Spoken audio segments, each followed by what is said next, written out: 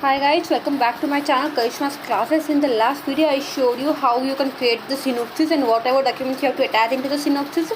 In this video I will going to show you how you can make a project report and how you can submit it to the IRC and what all things you have to include in the project's report. I will show you in this video, so video को end तक ज़रूर देखना. Then let's get started. So first I will show you what things you have to include in the project report. First, how it should look. See, this is the front page of the project report. I have submitted my project report, but I don't have the screenshot, so I'm showing you from Google. Like this, we want a hard-bounded project report to submit to the IGNOU University. In that, we have to write the IGNOU upon this, and then we have to write the project report and project report title, and then our name, our enrollment number, and our guidance name, and all the things we have to include to the front page. I mean front page, not we can't say the front page. We can say the front of that register that we are going to create. Next, now we are going to show you whatever things you have to include in your project report.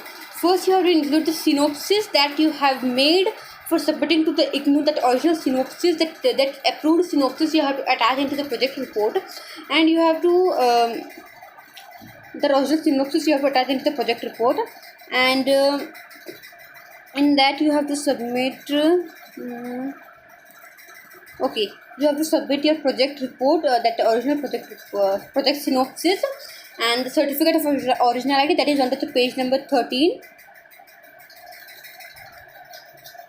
And see, the original project synopsis, the guides biodata, and and this certificate of originality we have to include in that. I will show you. Okay, this certificate of originality we have to include in that project report, and then later that our project report that will come in project report, whatever things we have to include while making that. First, introduction, objective, tools or environment that are used, analysis of the document, design document, program code, and testing, input and output screens, implementation of the security for the software developed, limitations of the project, future applications of the project, and bibliography. First of all, be careful. You have to attach a synopsis that originally that you sent it to the IGNOU for the approval. With that approved synopsis, you have to attach it with that. The certificate of originality, the second thing, and the guides biodata, the third thing. These things you have to include in your project report. And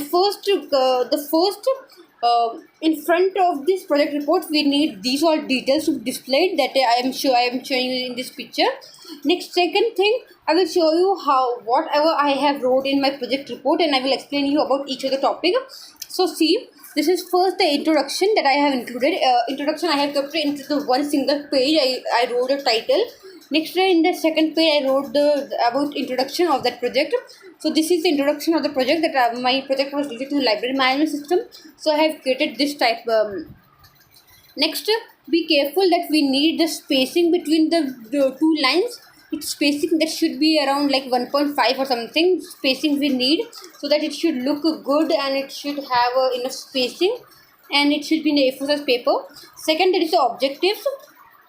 See, here I wrote the objectives of my project, that what objectives what things my project is including. Then third, tools and the environment that I used, and this I have included like whatever tools I use, like VS Code, Exam Server, MySQL database, PHP, and whatever things I have included in this, I used in this, and I wrote that one here. Next, that is SRS for the library management system. SRS we learned in our this PCA whole course. We learned about the SRS, how we can create the SRS. So use this process and create your SRS. I will show you how I created it. First, I included the introduction, then purpose and the scope in that.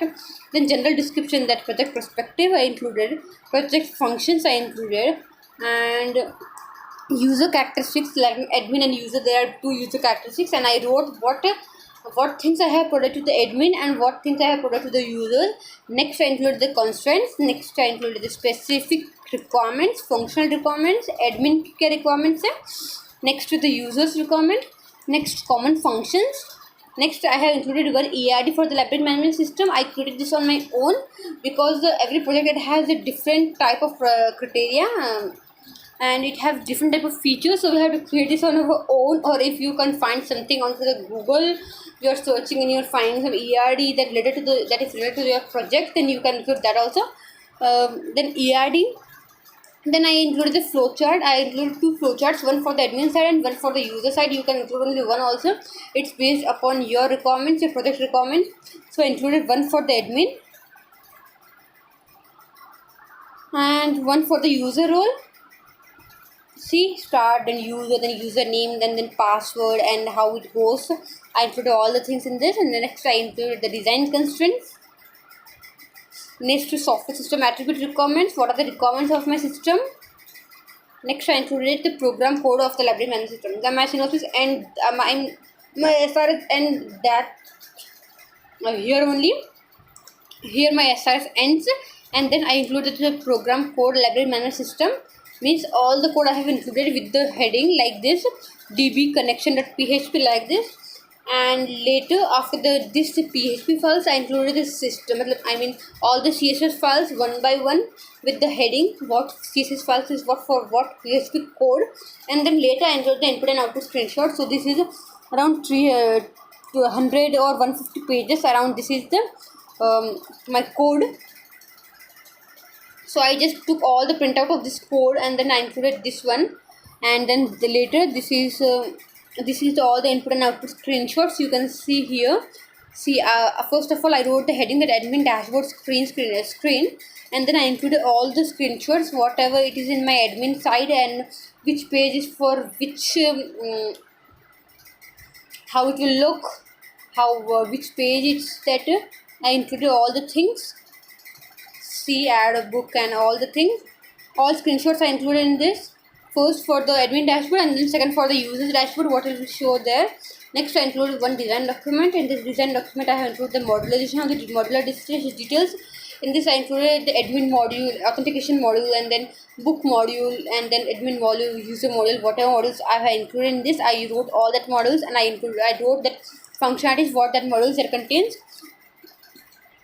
Next there is a procedural design. In that I included the user authentication, book transactions, user profile management, administration control like this. All the titles are included and then I wrote the data. Next, data integrity and constraints. In this I included the design database design tables. Like this is the user table in which I wrote the attributes one side like user ID, username, password and all the things, and the constraints on the other side it is primary key, unique, not null, not null like this. For all the modules I wrote like this. Next I wrote here the constraints. And next to user interface design, how I designed the user interface, how much it is simple, whatever things included in the user dashboard, whatever things included in the admin dashboard, that all things I have wrote here. Next it is testing, how I did the testing. First I did the unit testing, then I did the integration testing, and later I did the whole testing in a one go. So what is the unit testing? You know, unit testing, that means if we have to test each module how it is working, is it working fine or not, and then we have to correct that one if it's not working fine, and if it is working fine then we'll join one or two modules together and we'll test the integration testing. So I did like that, and then after the integration testing is done we'll test the whole system, is it working. When all the modules are combined together, how it is working, it's working completely fine or there is some error and all the things, we have to test that one. Next there is implementation of the security for the software developed. Next how I did the security like username and password that are hashed and login credentials that are encrypted like this. I did the security. And what is the limitation of project means this is not the offline project, and these all things I wrote in the limitation of the project because every project has some limitations and you have to write that also. 1 or 2 line you can write, it's based upon your project. And last that is the future applications of the project. So this is the future application of the project, like mobile applications develop a mobile version system to provide the users with ongoing access to the library resources through smartphones and tablets. So I just wrote what can be the future scope of my project. And last there is the bibliography. In that I wrote what materials I used for making this project, what documents I use, what sources I use, what libraries I use. That are all things I wrote in this bibliography. And here my project ends. My project that goes around 400 pages it goes. So whenever you are making the project report, please include these all things and make it hard bounded copy. If you are making it a spiral binding, then they won't accept that one. So be careful about that, and all the best for your project. Thanks for watching my video. Next video that will be more interesting because in next video I will going to show you some DFDs and all for different types of projects. So Thank you for watching. Like, subscribe and share this video so that it can be helpful for the other people who are making their project report for the IGNOU BCSP 64. Thanks for watching.